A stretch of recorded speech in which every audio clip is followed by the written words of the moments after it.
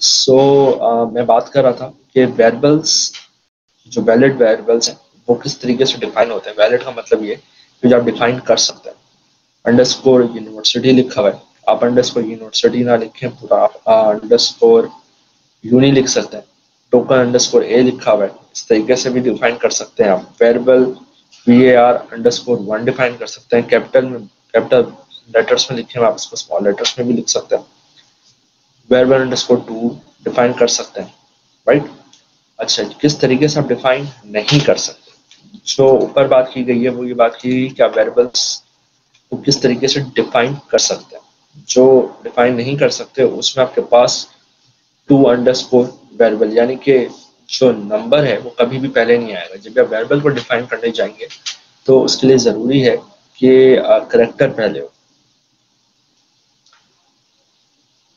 Numeric number यहाँ पे use नहीं किया गया।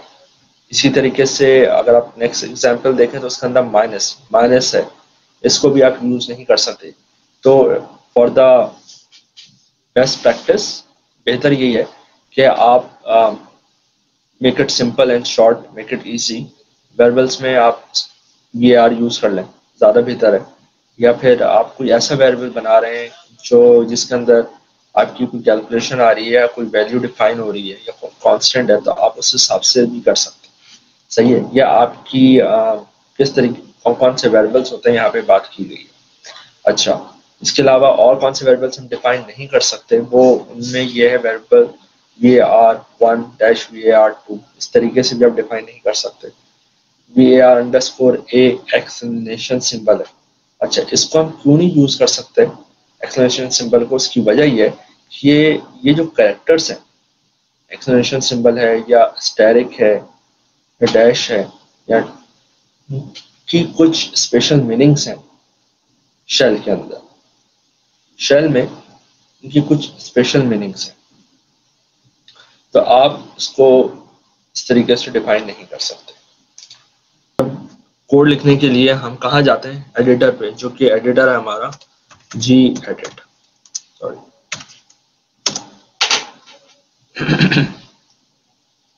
This is the editor. Notepad की तरह होता है, पहले भी मैं आपको बता चुका हूँ। सबसे पहले इसमें हम स्लैश देन स्लैश sh, यहाँ पे वेरिएबल लिया गया है नेम और इसको असाइन किया है आयु, लेट से अंडरस्कोर sp।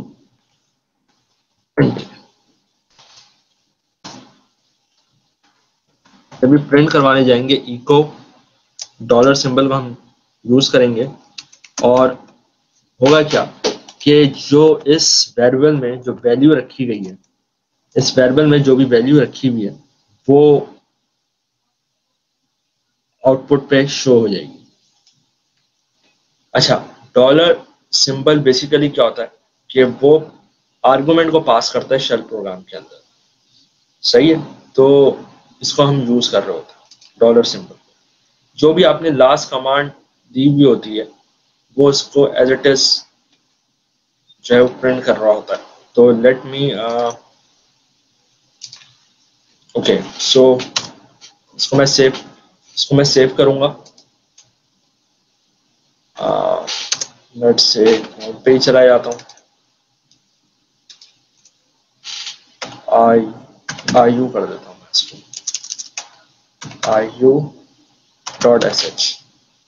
आयु.sh के नाम से इसको मैंने सेव किया है। ओके, सी, जो अगर यहाँ पे आपके पास यहाँ से इसको क्लोज किया, now I am going to execute this code. तो कोड को एग्जीक्यूट करने के लिए क्या कमांड यूज करते हैं? ./ फाइल का नेम क्या नाम है मेरा? आयु.sh। अच्छा, जब आयु.sh किया तो इसने मुझे क्या कहा? नहीं, डाटा टाइप नहीं होगा। क्या कहा कि परमिशन डिनाइड। क्यों? क्योंकि जब आप फर्स्ट टाइम ऑब्वियसली सही कह रहे हो इस कमांड एग्जीक्यूट करेंगे तो ये आप इसको एक्टिव करना होता है, डिसेबल्ड होती है, तो इसका मोड चेंज करेंगे। बिल्कुल, तो मोड चेंज करने के लिए क्या कमांड यूज करते हैं? याद याद है या भूल गए?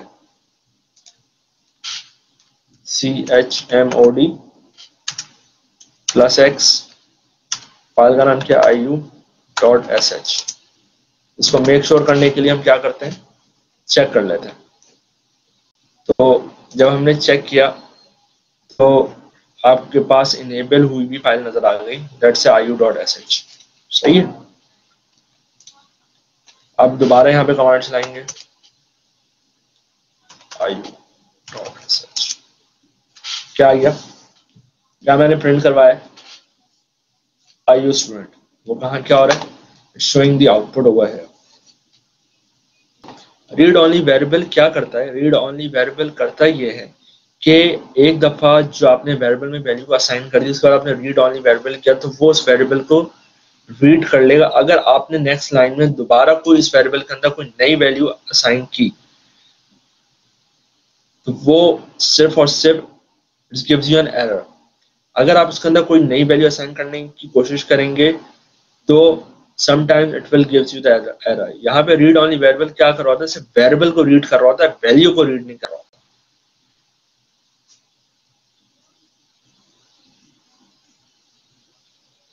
Okay, so let me show, okay, bin slash shop name is the variable, right? iu underscore s, sorry, student। अब ये बेसिकली क्या करे, वेरिएबल को रीड कराने के लिए यहाँ पे मैं लिख रहा हूँ रीड ओनली। किसको रीड करेगा, जो मेरा वेरिएबल है। सही है।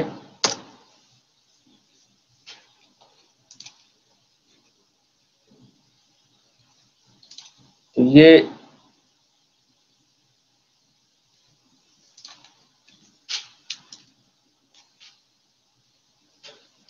इसको मैंने किया save, for example home v1 के नाम से कर देता हूँ, सॉरी फाइल का नाम दे देता हूँ v1.sh, सेव।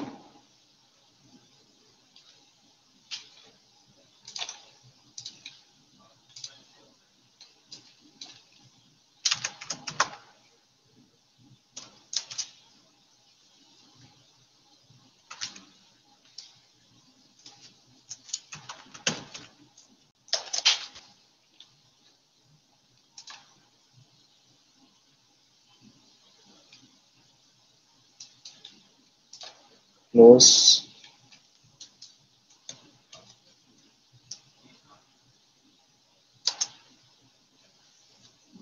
सी क्या आपको दे रहा है, नेम दे रहा है और क्या कह रहा है, it's a read only variable. तो ये बेसिकली आपको ये बताता है कि सिर्फ वेरिएबल को रीड कर रहा होता है और किसी मकसद के लिए इसको यूज नहीं कर रहे होते। जी edit.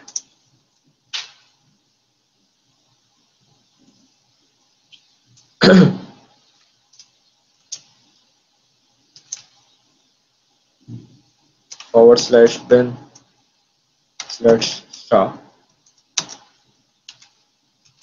name equals to iu underscore student unset name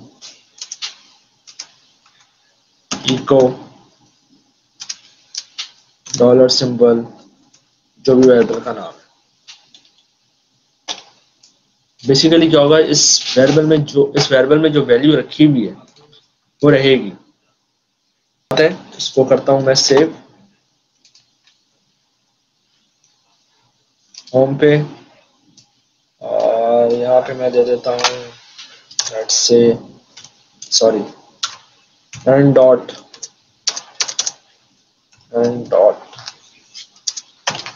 sh, मैंने फाइल का नेम दिया,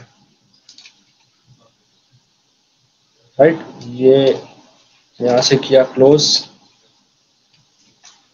ls किया, just for the make sure यहाँ पे फाइल आ गई है। अब यहाँ पे इसको पहले मैं इसका चेंज मोड करूंगा, hmod प्लस x n.sh। दोबारा वेरीफाई करने के लिए अब मैं यहाँ पे जो है एग्जीक्यूट करूंगा ./n.sh। देखें, इट शोज नथिंग,